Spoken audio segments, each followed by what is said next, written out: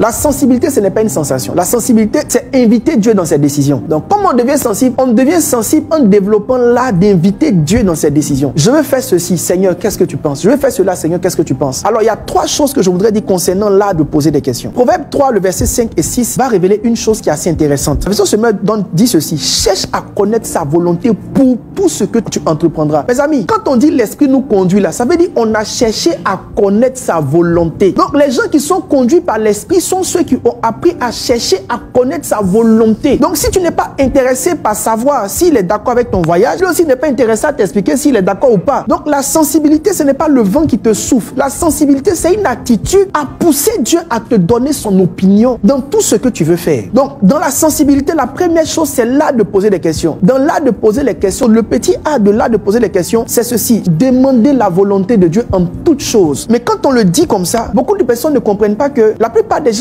demandent la volonté de Dieu, mais les gens demandent la volonté de Dieu pas dans tout ce qu'ils entreprennent. Les gens demandent la volonté de Dieu dans les choses qu'ils estiment être des choses importantes. J'ai un ami qui habitait, ça fait de longues années, il a pris le taxi pour dire qu'il partait dans le quartier d'en haut. En route, quand il partait, c'était à la Palmeraie, ils ont pris une côte, il y a un camion qui a perdu son frein, le camion est rentré dans la voiture, il est mort sur coup. Est-ce qu'il pouvait savoir que juste quitter ce quartier pour aller là-bas, il allait mourir? C'est une décision d'aller rendre visite à un ami. Ça veut dire quoi? Quand la Bible dit cherche à connaître ses voies pour tout, là, c'est pour tout. Vous ne devez pas trier les sujets. Tu ne peux pas prétendre que ce sujet est tellement important qu'il nécessite que tu poses la question à Dieu. Ce sujet-là est tellement banal que ça, toi-même, tu peux t'en occuper. Une nouvelle maison dans laquelle tu habites peut être la maison des drames. Une maison peut avoir une charge spirituelle. Il y a des gens, c'est quand ils ont déménagé que leur mari est mort dans la nouvelle maison. Qu'est-ce qui a tué le mari de Naomi et ses 2 garçons? C'est la décision d'aller à Moab. Mais quand vous lisez Moab, vous savez, Moab, la définition de Moab, c'est la terre qui tue ses hommes. Les femmes ne meurent pas à Moab, ce sont les hommes qui meurent à Moab. Ce n'est pas un hasard que seuls les garçons sont morts. Donc vous sentez qu'il y avait une oppression sur ce territoire qui tuait les gens. La restauration est venue comment? La restauration est venue quand Naomi est retournée à Bethléem. Et Ruth a pu se remarier à Bethléem. Donc on se rend compte que les problèmes sont venus à partir d'un territoire. Des gens ont eu des problèmes quand ils sont allés dans une maison. Donc même déménager là, ça nécessite que tu pries pour ça. Trop de personnes pensent que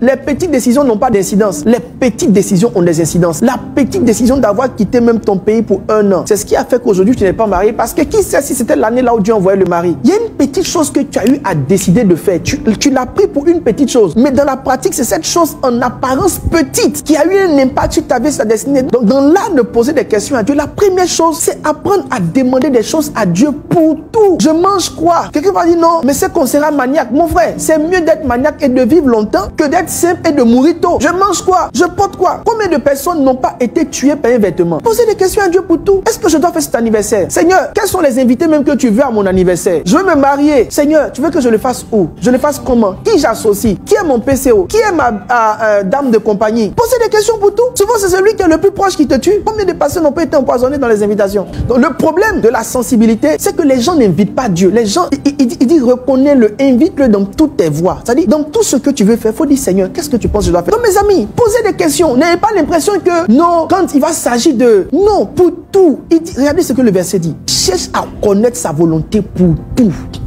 Pour tout, cherche à connaître sa volonté. Souvent, ce qui va se faire, c'est que même si tu n'es pas très sensible, ça peut commencer par le fait que tu n'es pas la paix. Donc, ça peut être un signe. Quand ça commence, essaie déjà de commencer à prier pour la chose.